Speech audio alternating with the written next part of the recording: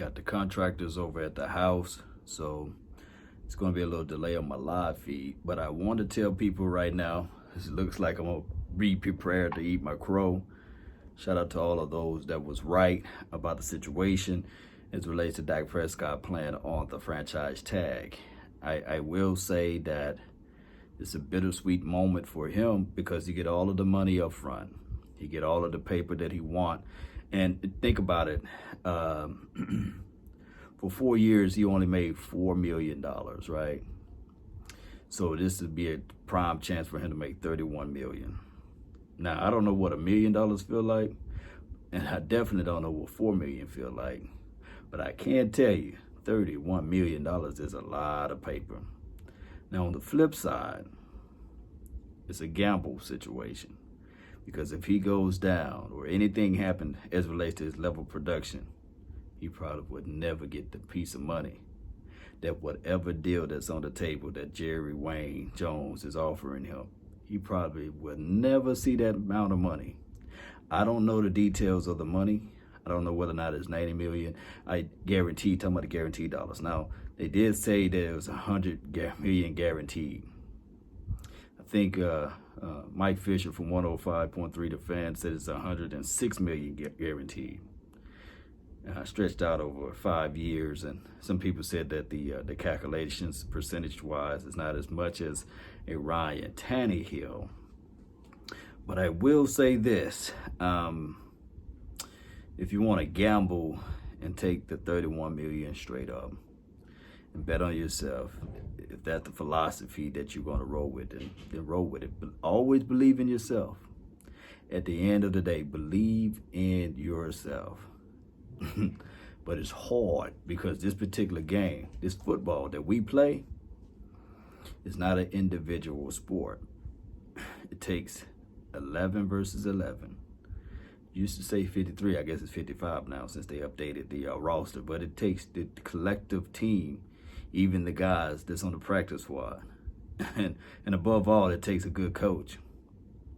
So, and I don't know, in the midst of this season, we don't know whether or not we're going to have one or not. But I will say this: what Dak Prescott is doing and what Jerry Wayne is doing is unpleasant for the Dallas Cowboys organization. Both parties are equally wrong in this situation. On one end, you would say that, hey, Dak Prescott, hey, he earned his right to have his battle cry. And on the other end, you can say that, well, hey, Jerry Jones is doing this thing wrong. But collectively, for the organization and the franchise, for them not coming along with the agreement, is a slap on Cowboys' faces.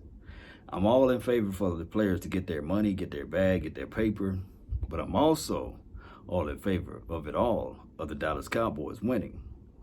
And the reason why I'm only putting Dak Prescott feet to the fire on this is because reports came out that Jerry Jones haven't spoken to him since September from the first situation. And then reports came out that even after he signed the franchise tag or whatever, they haven't spoke to each other since March. It takes two to tango. And I do know that we are in this new age, and I do understand that Dak Prescott went through some terrible situations with losing his brother and beyond. But I think that in order to get deals done, you got to have communications. They say communication for the relations, right?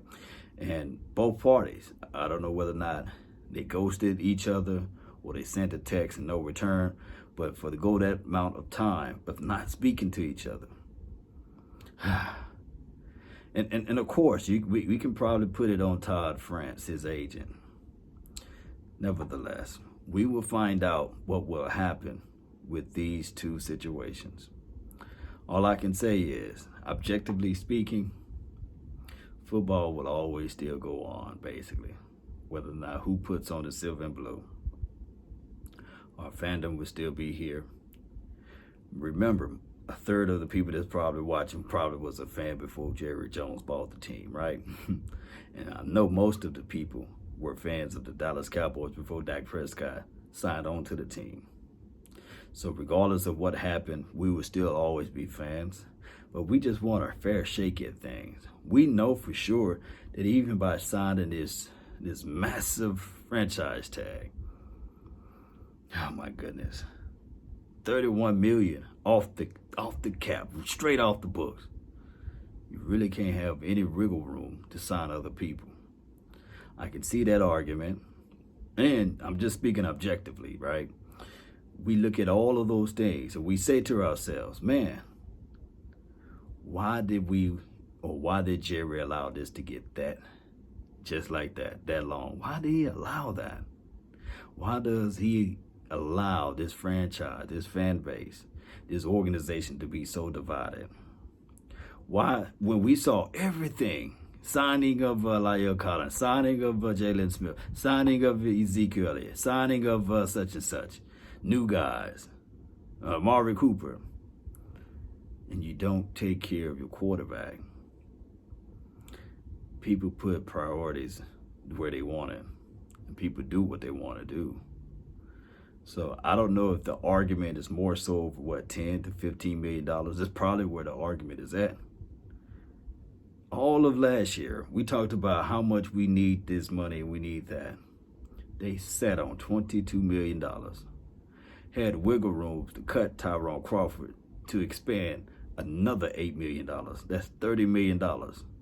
And all we've been hearing is that, hey, we want to win the Super Bowl. We want to make things happen. But we sat on money all last year. Let me know if I'm lying.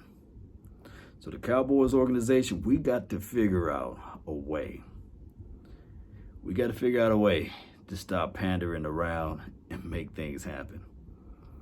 Remember, I said there's 3 types of people in this world. People that go out there and make things happen, a person to go out there and watch things happen, and a person to say, what just happened? And most of us right now that's rooting for this Cowboys teams are saying, what just happened? Huh? It's crazy. So now he's betting on himself. And I'll say this. This particular team, heading into 2020 season, although 2020 is a horrible year, but we still alive, we still here, right? We still here.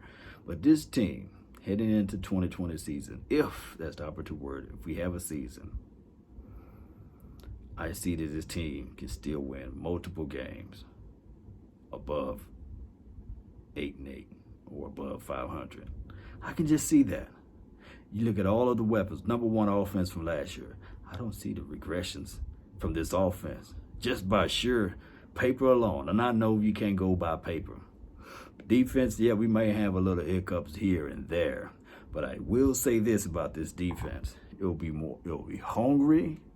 And when you have that hungry type of mindset, attitude, boy, PhD, poor, hungry, and determined type of situation of your mind, you figure out ways to get to the ball. I'm just saying that. For real. But the only situation is, and I'm big and I'm keen on this, continuity. And you got to be able to not sully and denigrate your head quarterback, the head man in charge, the people that everybody's going to listen to. And I don't know how Dak Prescott is going to look at this. We'll find out. Like I said, for all of those anti-Dak, and I said that he was signed and he would not play on the franchise tag, you guys were right. Y'all happy. If I had a cookie, you can have it. Here's your cookie. Oh, my goodness. But at the end of the day, Cowboys Nation all day, every day. All right, so gonna do some more construction around here. I really appreciate everybody for tuning in to this channel. Thank you guys for your love and adulations and your support. Let's continue to grind to shine. Let's continue to do the best thing possible. And all we got to do this game. Play your way. That's what I'm going to say. Play your way, Dak Prescott. Because all eyes are on you now. And you got to go unscathed, untouched. You got to tightrope your way all the way through this year.